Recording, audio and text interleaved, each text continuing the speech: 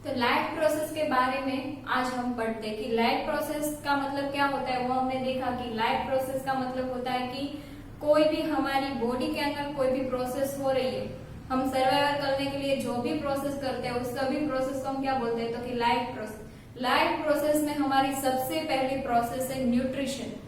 तो कि जो भी अर्थ है, अर्थ पर डिफरेंट टाइप के जो भी एनिमल है, प्लांट है, यानी कि डिफरेंट टाइप के जो भी सजीव है, तो कि वो सभी को न्यूट्रिशन है। तो कि न्यूट्रिशन के टाइप भी उन लोगों के लिए अलग अलग होंगे।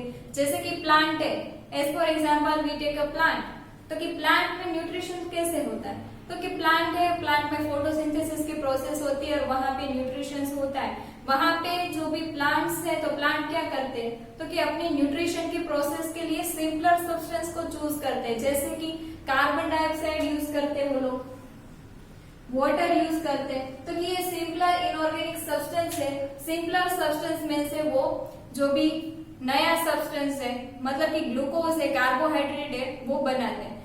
वैसे ही हम कोई भी कॉम्प्लेक्स कंपाउंड वाला जो भी एनिमल है जिसके अंदर कॉम्प्लेक्स स्ट्रक्चर्स है, जैसे कि कोई भी एनिमल लेते हैं या फिर ह्यूमन बींग्स लेते हैं, तो कि ह्यूमन बींग के अंदर क्या होता है, तो कि उसके अंदर न्यूट्रिशन तो अलग टाइप का ही होता है। वहां पे क्या होता है कि वो जो भी कोई भी फूड है वो इंजेस्ट करते हैं। तो कि फूड इंजेशन की प्रोसेस के बाद वहां पे क्या होगा कि उसके अंदर, फूड के अंदर जो भी कॉम्प्लेक्स सब्सटेंस है, उस कॉम्प्लेक्स सब्सटेंस को सिंपलर सब्सटेंस में कन्वर्ट करने की प्रोसेस है वो वहां पे होती है। तो कि आज हम न्यूट्रिशन के बारे में पढ़ेंगे। तो कि न्यूट्रिशन में दो टाइप होते हैं।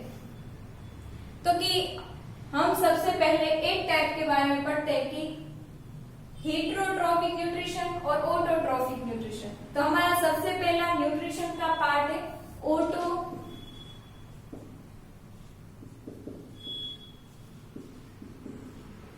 न्यूट्रिशन।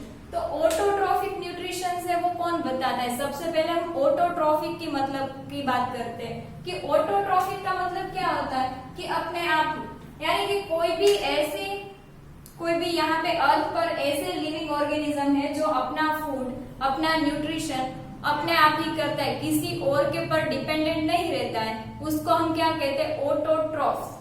और वहां पे जो भी न्यूट्रिशन होगा उस टाइप का, उस न्यूट्रिशन को हम क्या बोलेंगे, ऑटोट्रॉफिक न्यूट्रिशन।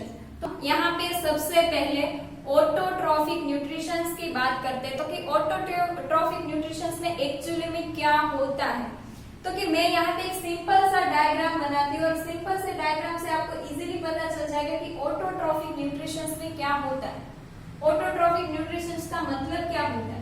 तो कि यहाँ पे हम कोई भी एक ट्रीज लेते हैं,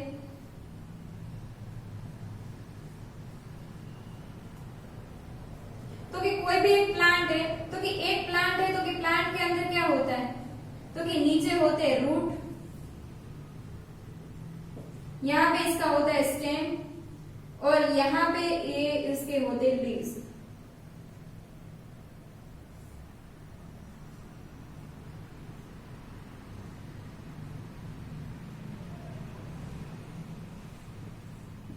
आप सिर्फ ये डायग्राम ही देख लोगे तो भी आपको पता चल जाएगा कि यहाँ पे मैं क्या कहना चाहती हूँ। तो कि ये आपका है यहाँ पे लीव्स। तो कि हम सबको पता है कि ऑटोट्रॉफिक न्यूट्रिशन की प्रोसेस है वो यहाँ पे प्लांट के अंदर कहाँ पे होती है, तो कि लीफ के अंदर होती है। तो कि सबसे पहले लीव्स की बात करते हैं कि लीफ के अंदर एक्चुअली में क्या होता है। तो कि यहाँ पे हम जो भी ऑटोट्रॉफिक न्यूट्रिशन है उसकी बात करते हैं। तो कि एटमॉस्फेयर, मानो कि ये हमारा एटमॉस्फेयर और यहाँ पे है हमारा सन। तो कि क्या होगा कि सन में से जो भी सनलाइट है, तो कि ये सनलाइट यहाँ पे ये जो भी लीव्स है, लीव्स के ऊपर आएगी।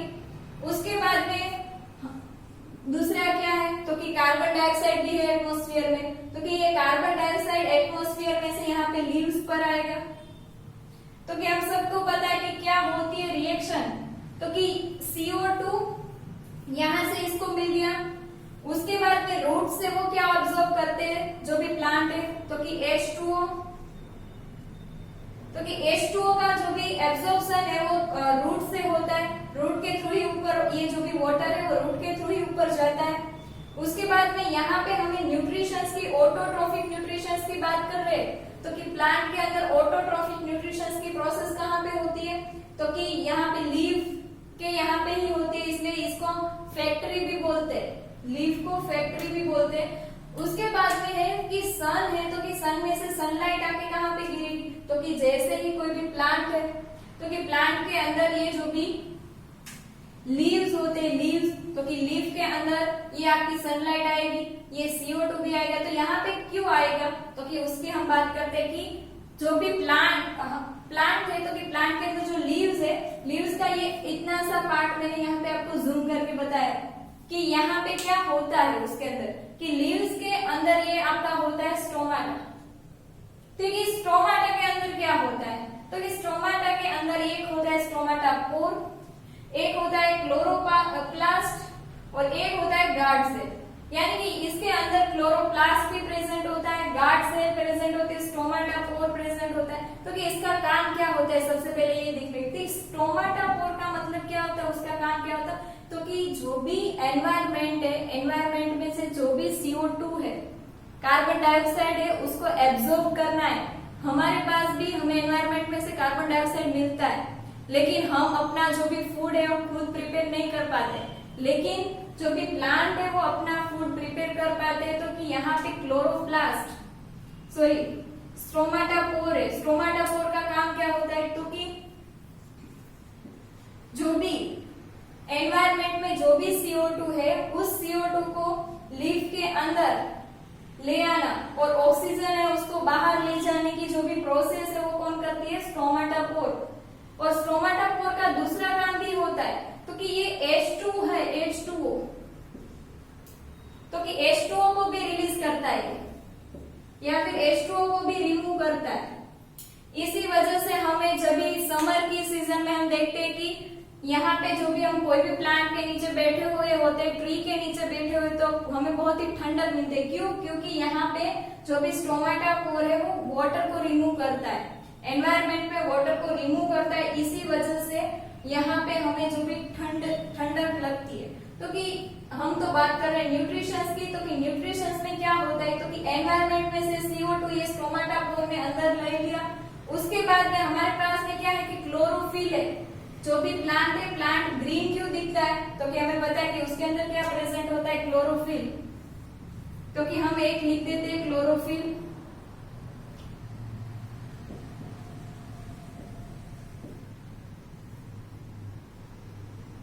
क्लोरोफिल होता है उसके अंदर।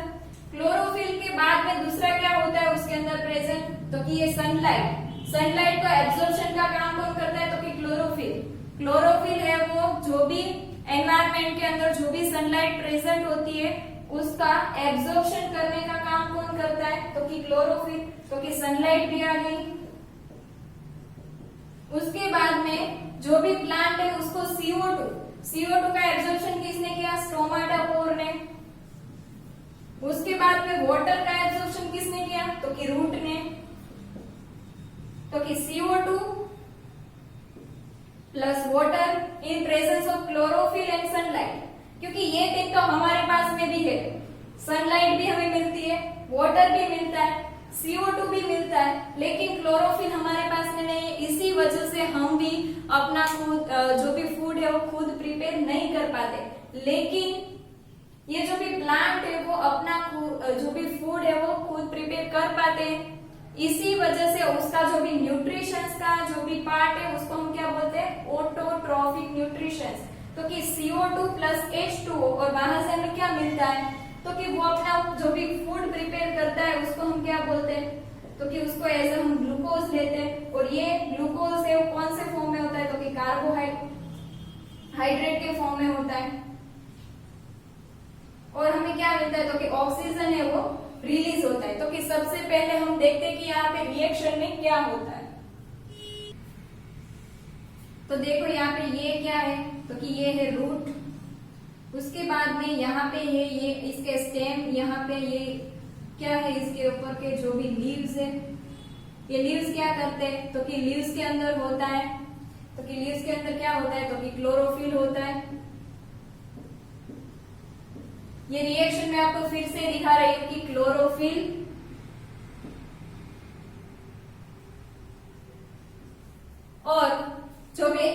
एटमॉस्फेयर के अंदर जो भी सनलाइट होती है तो कि वो सनलाइट को एब्जॉर्प्शन कौन करता है, तो कि सनलाइट का एब्जॉर्प्शन ये क्लोरोफिल करता है। उसके बाद में CO2 जो है तो कि वो CO2 का एब्जॉर्प्शन कौन करता है, तो कि स्टोमाटा है वो CO2 का एक्सचेंज करने, CO2 और ऑक्सीजन का एक्सचेंज करने का काम करता है, स्टोमाटा है। उसके बाद में नीचे से जो भी रूट है, रूट में से वाटर का एब्जॉर्प्शन करता है जो भी प्लांट है, रूट के थ्रू वाटर का एब्जॉर्प्शन हुआ, इन दोनों की रिएक्शन हुई तो हमारा क्या बन गया, फूड। फूड कौन से फॉर्म में होता है, तो कि हमें पता है कार्बोहाइड्रेट के फॉर्म में, और ऑक्सीजन हमारा क्या होता है, रिमूव होता है। तो कि ये हमारी हो गई प्रोसेस पूरी की पूरी ऑटोट्रॉफिक न्यूट्रिशन की प्रोसेस। तो कि यहाँ पे हम सबको पता चल गया, हमने आगे भी देखा कि सनलाइट है तो कि सनलाइट का एब्जॉर्प्शन का काम एक क्लोरोफिल करता है। क्लोरोफिल कहाँ पे प्रेजेंट होता है, तो कि जो भी आपका लीव्स है, लीव्स के अंदर क्या प्रेजेंट होते हैं, तो कि स्टोमाटा प्रेजेंट होता है। और स्टोमाटा का काम क्या होता है, तो कि ये कार्बन डाइऑक्साइड है उसको एटमॉस्फेयर में से एब्जॉर्ब करने का काम करता है। लेकिन वो पूरे दिन ये CO2 को एब्जॉर्ब तो करता नहीं रहेगा, क्योंकि वहां पे क्या होता है कि जब तक उसको फूड प्रिपेयर करना है, जब तक उसको फूड चाहिए तब तक ही वो फूड प्रिपेयर करेगा। ऐसा तो नहीं है कि पूरे डे वो फूड ही प्रिपेयर करते रहेंगे जो भी लीव्स है। तो कि जब तक उसको फूड प्रिपेयर करना है तब तक ही वो स्टोमाटा है वो जो भी ओपन होते, वरना वो क्लोज ही रहते। ये आपका ओपन स्टोमाटा है, ये क्लोज। तो कि स्टोमाटा ओपन और क्लोज कब होता है, कि जैसे ही स्टोमाटा के अंदर वाटर है, वो वाटर यहाँ पे आ गया तो क्या होगा, तो कि स्टोमाटा ऐसे बंद था, जैसे वाटर आ गया तो वो स्वेलो होके ऐसा हो जाएगा और यहाँ पे बीच में से जो भी CO2 है तो कि CO2 का जो भी वो आपका लीव्स है वो उसको एब्जॉर्ब कर पाएगा वे। और जब भी वाटर है वो चला गया तो कि जो भी आपका स्टोमाटा है वो स्वेलो था, वो क्या कैसा हो गया, तो कि बंद हो गया, क्लोज हो गया, और वहां से कोई भी CO2 या फिर H2O है तो कि CO2 H2O ये कोई भी वहां से बाहर निकल पाएगा नहीं। ये स्टोमाटा के थ्रू ही जो भी वाटर है, वाटर भी बाहर निकल सकता है, CO2 भी एक्सचेंज हो सकता है। तो कि ये स्टोमाटा ही वो काम करता है। तो कि यहाँ पे हम देखते हैं कि 3 पार्ट होते हैं। तो कि यहाँ पे ये जो भी सनलाइट है तो कि सनलाइट में कौन सी एनर्जी के फॉर्म में होता है, तो कि ये लाइट एनर्जी है। लाइट एनर्जी का यहाँ पे कन्वर्जन किस में हुआ, तो कि कार्बोहाइड्रेट बना, CO2 प्लस H2O और यहाँ पे कार्बोहाइड्रेट हमें फॉर्म हुआ। तो कि ये रिएक्शन कौन सी हुई, तो कि केमिकल रिएक्शन। तो कि ये लाइट एनर्जी का किस फॉर्म में कन्वर्जन हुआ, तो कि केमिकल एनर्जी में।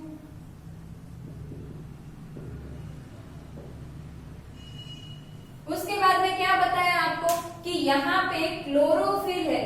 तो कि क्लोरोफिल का काम क्या होता है, तो कि क्लोरोफिल है वो ये सनलाइट को एब्जॉर्ब करने का काम करता है। ये सनलाइट है वो लाइट एनर्जी है, यहाँ पे लाइट एनर्जी कहाँ पे कन्वर्ट होती है, तो कि केमिकल एनर्जी में। तो कि ये हमारी हो गई ऑटोट्रॉफिक न्यूट्रिशन। ऑटोट्रॉफिक न्यूट्रिशन कैसे होता है, तो कि एटमॉस्फेयर का जो भी CO2 है उस CO2 को स्टोमाटा है वो एब्जॉर्ब करते हैं। नीचे जो भी रूट होते हैं, प्लांट के रूट, वो रूट क्या करते हैं, तो कि वाटर को एब्जॉर्ब करते हैं।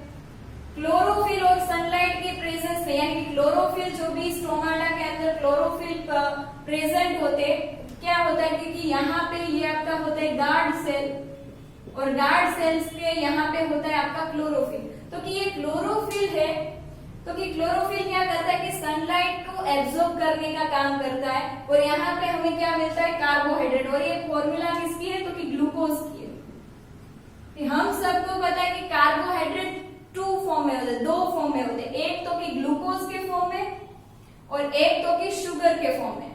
तो कि हमें यहाँ पे C6H12O6 मिल रहा है, तो कि यहाँ पे कार्बोहाइड्रेट ऐसा शुगर के फॉर्म में है, और यहाँ पे ऑक्सीजन है वो रिलीज हो रहा है।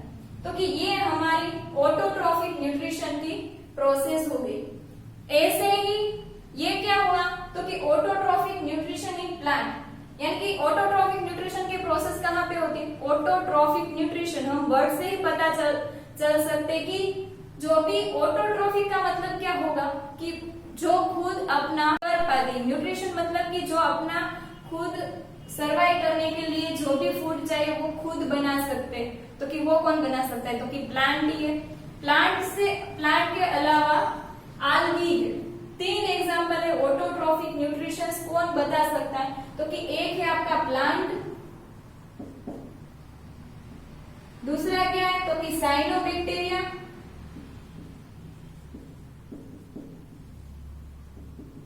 और थर्ड नंबर का क्या है? तो कि आल्गी। ये 3 है वो आपका ऑटोट्रॉफिक न्यूट्रिशन से वो बता सकते हैं, क्योंकि आल्गी के अंदर भी क्लोरोफिल होता है, साइनोबैक्टीरिया के अंदर भी क्लोरोफिल प्रेजेंट होता है, और प्लांट के अंदर भी क्लोरोफिल प्रेजेंट होता है। वरना ये 3 चीज तो सबको मिल सकते, लेकिन ऐसे कोई भी लिविंग ऑर्गेनिज्म की जिसके अंदर क्लोरोफिल प्रेजेंट हो, वो ही ये आपका ऑटोट्रॉफिक न्यूट्रिशन की प्रोसेस है वो बता सकता है, वरना और कोई बता सकता नहीं है। तो कि ये आपका हो गया ऑटोट्रॉफिक न्यूट्रिशन। उसके बाद में हम हीटरोट्रॉफिक न्यूट्रिशन के बारे में पढ़ते हैं। तो कि सबसे पहले देखा ऑटोट्रॉफिक न्यूट्रिशन। ऑटोट्रॉफिक न्यूट्रिशन का मतलब था कि जो अपने आप ही खुद फूड प्रिपेयर करता था। हीटरोट्रॉफिक न्यूट्रिशन, तो कि हीटरोट्रॉफिक न्यूट्रिशन से उसमें ऐसे टाइप के जो भी लिविंग ऑर्गेनिज्म होंगे जो अपना खुद फूड है वो फूड अपने आप प्रिपेयर कर पाते नहीं है। As for example human beings और ऑल एनिमल। तो कि एनिमल है, एज फॉर एग्जाम्पल लायन। तो कि लायन है वो प्लांट को ईट नहीं करता है, मतलब कि प्लांट नहीं खाता है, लेकिन वो जो भी एनिमल खाता है वो प्लांट खाते। मतलब कि फॉर एग्जाम्पल आप यहाँ पे एक लो प्लांट और आप लो काव, और काव को कौन खाता है? तो कि लायन। तो कि यहाँ पे लायन क्या हुआ? तो कि इनडायरेक्टली प्लांट पर डिपेंडेंट है, इनडायरेक्टली है, और यहाँ पे काव क्या हुई? तो कि प्लांट पर डायरेक्टली डिपेंडेंट है। तो कि ऐसे कोई भी एनिमल या फिर ऐसे लिविंग ऑर्गेनिज्म जो प्लांट पर डायरेक्टली या फिर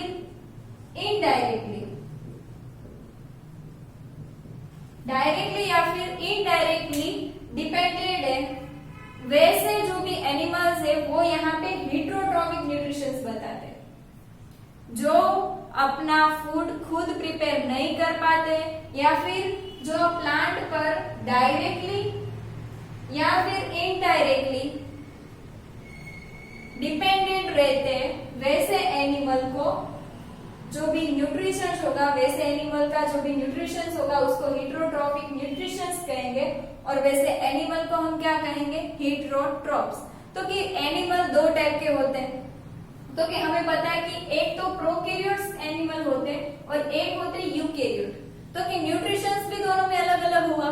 क्यों? क्योंकि प्रोकैरियोट है उसमें तो सभी सिस्टम होगी वो सिंपलर सिस्टम होगी, क्योंकि वो तो 1 सेल से ही बना होता है।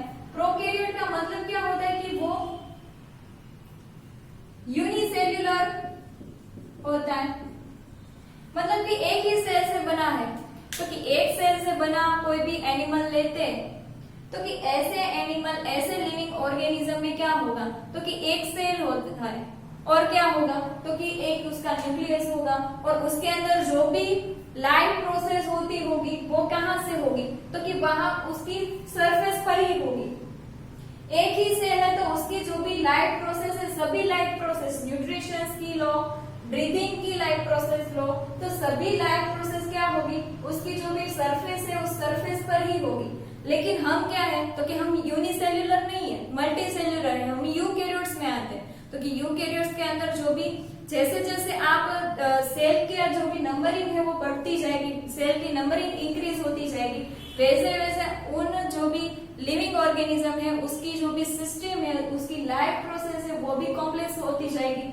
तो कि हम सबसे पहले यूनिसेल्युलर से बात करते हैं। यूनिसेल्युलर जो भी मतलब कि जो प्रोकैरियोट्स है, प्रोकैरियोट्स लिविंग ऑर्गेनिज्म है, उसके अंदर न्यूट्रिशन कैसे होता है, तो कि वो हमें पता चल जाए तो जो भी कॉम्प्लेक्स स्ट्रक्चर वाले जो भी एनिमल है, लिविंग ऑर्गेनिज्म है, उन सब के बारे में पता चल सकता है। तो कि सबसे पहले हम देखते हैं कि हेटेरोट्रॉफिक न्यूट्रिशंस में जो भी प्रोकैरियोट्स के अंदर न्यूट्रिशंस कैसे होता है उसके बारे में बात करते हैं। और यहाँ पे मैंने इसको एग्जांपल लिया है अमीबा का। तो कि अमीबा क्या होती है कि उसका कोई भी स्ट्रक्चर है वो सेम नहीं रहता, वो तो स्ट्रक्चर उसका स्ट्रक्चर ही नहीं होता है, कोई भी स्ट्रक्चर आप उसका बना सकते हो। तो कि मैंने यहाँ पे अमीबा का स्ट्रक्चर बनाया, तो अमीबा के अंदर क्या होता है, तो कि वो यूनिसेल्युलर है तो एक सेल होगा, सेल के अंदर क्या प्रेजेंट होता है, न्यूक्लियस होता है। और यहाँ पे आपका ये जो भी मैंने डॉट करके बताया वो क्या है, उसका साइटोप्लाज्म। ये साइटोप्लाज्म है, ये न्यूक्लियस है और ये आपकी पूरी अमीबा है। यहाँ पे मानो कि हम यहाँ पे न्यूट्रिशंस की बात कर रहे हैं, तो कि अमीबा के अंदर न्यूट्रिशंस कैसे होता है, तो कि एक फूड पार्टिकल जैसे ही अमीबा के अंदर आया, नजदीक आया, तो कि यहाँ पे सूडोपोडिया है, सूडोपोडिया का जो भी क्रिएट हो जाएगी। यहाँ पे जैसे ही फूड पार्टिकल इस अमीबा के पास में आया तो क्या हो गया, यहाँ पे सूडोपोडिया क्रिएट हो गए और ये जो भी फूड पार्टिकल है उसको अंदर ले लेगा। तो कि अमीबा कहाँ पे रहती है, तो कि अमीबा है वो जो भी वाटर है, तो कि वाटर के अंदर रहती है, कि वहां पे भी फूड के पार्टिकल तो होते हैं। कि जैसे ही अमीबा को नजदीक यहाँ पे जैसे उसको पता चला कि यहाँ पे नजदीक में फूड पार्टिकल है, तो क्या होगा कि दोनों साइड पे ऐसे करके दोनों साइड पे फूड पार्टिकल को घेरने के लिए यहाँ पे सूडोपोडिया है वो क्रिएट हो जाएगी। सूडोपोडिया क्रिएट हो गए, उसके बाद में थर्ड प्रोसेस क्या होगी, तो कि फूड वॉक्यूल का जो भी क्रिएशन है वो हो जाएगा, फूड वॉक्यूल बन जाएगी। और फूड वॉक्यूल का काम क्या होता है, तो कि मैंने आपको यहाँ पे बताया कि कॉम्प्लेक्स स्ट्रक्चर्स है, कॉम्प्लेक्स कंपाउंड को सिंपलर वंस में कन्वर्ट करना है। न्यूट्रिशंस का तो मतलब ही यही होता है कि कॉम्प्लेक्स को सिंपलर में कन्वर्जन करो। कि ये हेटेरोट्रॉफिक न्यूट्रिशंस में वही है कि कॉम्प्लेक्स कंपाउंड है, तो कि फूड पार्टिकल के अंदर कोई भी बायोमोलिक्यूल है, मतलब कि कार्बोहाइड्रेट है, प्रोटीन है, लिपिड है, तो ये सभी क्या है कि कॉम्प्लेक्स कंपाउंड है। उस कॉम्प्लेक्स कंपाउंड को सिंपलर वंस में कौन कन्वर्ट करता है, तो कि ये फूड वॉक्यूल। और ये फूड वॉक्यूल कब क्रिएट होती है, तो कि जब भी ये जो भी अमीबा है वो सूडोपोडिया के थ्रू अपना फूड है वो अंदर इंजेस्ट करती है, तभी ही ये प्रोसेस होती है। यहाँ पे फूड वॉक्यूल जैसे ही बन गई तो क्या होगा कि कॉम्प्लेक्स जो भी फूड के अंदर जो भी कॉम्प्लेक्स स्ट्रक्चर के कंपाउंड है उसको सिंपलर वंस में कन्वर्ट होता है। और ये जो भी हो गए कि कॉम्प्लेक्स कंपाउंड है वो सिंपलर में कन्वर्ट हो गए, तो ये कहाँ पे चले जाएंगे, तो कि डिफ्यूज इनटू द साइटोप्लाज्म, यानी कि यहाँ से वो अंदर चले जाए। यानी कि ये यहाँ पे क्या होता है, तो कि ये आपका पूरा का पूरा साइटोप्लाज्म होता है और यहाँ पे डिफ्यूजन की प्रोसेस के थ्रू ये अंदर चले जाएगा। तो कि डिफ्यूजन का कैसा होता है, तो कि डिफ्यूजन हम सबको पता है कि ये यहाँ से अंदर जाता है, मतलब कि जो भी हाई कॉन्सेंट्रेशन से लो कॉन्सेंट्रेशन, तो कि यहाँ पे सिंपलर कंपाउंड है उसका कॉन्सेंट्रेशन बाहर की साइड ज्यादा है, अंदर है ही नहीं।